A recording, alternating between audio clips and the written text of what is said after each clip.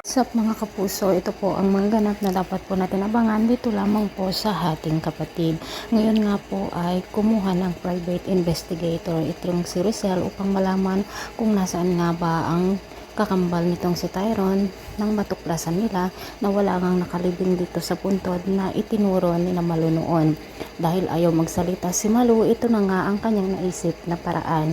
Samantala mga kapuso, ipinagtanggol naman ni Rizal si Belle nang makita niya ang ginawa ng may-ari ng restaurant sa kanya.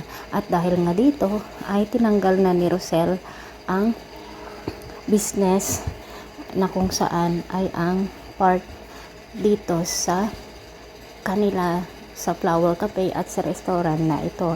Samantala mga kapuso, laking pasasalamat nga si Belle dito kay Rosel dahil sa kanyang ginawa. Sinabi nga ni Rizal kay Chris na dapat malaman nila kung nasaan ang totoong kakambal ni Tyrone at kailangan nga magpa-imbestiga sila. Hindi nga makaimik si Chris mga kapuso.